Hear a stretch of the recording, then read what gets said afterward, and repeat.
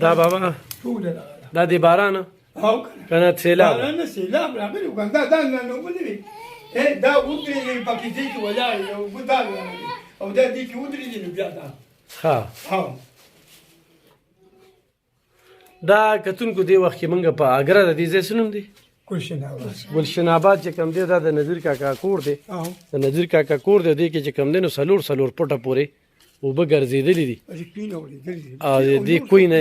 کوی نه چې کم دی اوبه اورېدلې دا وګوره جي هغه نښه ده بالکل ښه څه نقصان دی شی بابا نورو زما بچې ډېر نقصان شوي زما د جینۍ وعدو هغې له مې سودا راوړو هغه یې ملاته کړې ټوله جخې سامان وړی دی او که نه ښه څومره پورې سامان به وړي څومره پورې سامان به وړي دا وګوره دا کټ وګورې څومره پورې سامان به وړلي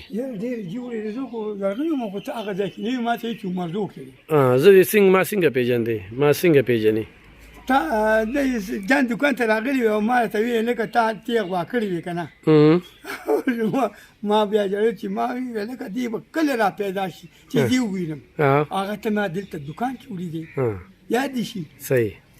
ښه ستا موبایل نمبر څه دی بابا ما 0300 داسې وکړه که نه داسې ویډیم واله دا به زه وایم که نه موبایل نمبر دې څه دی 0314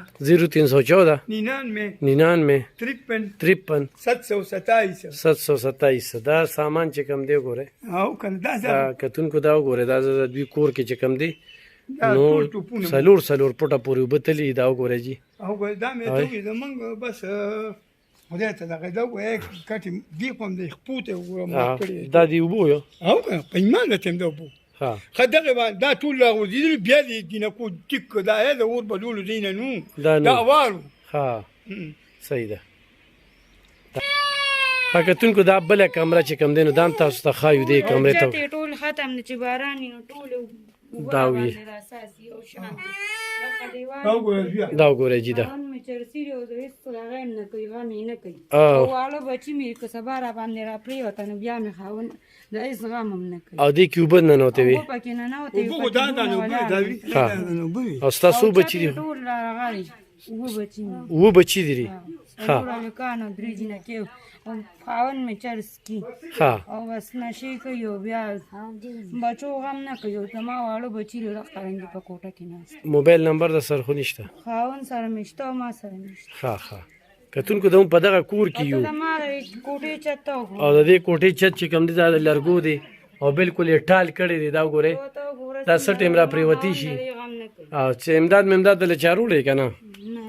ها امداد را لروړي خلک په امداد سره به څوک چې کوټه خرابه نه په امداد به څوک صحیح ده امداد راځي چاچا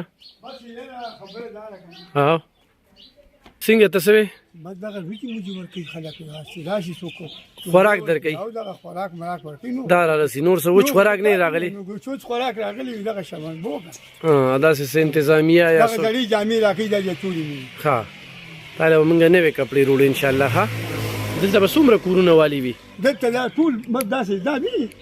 دا سره هغه ځای پورې دا ټولې والي دا چې دغه کې دونه اوبه چې په ټکټرو ته دا خاوره وړي ښه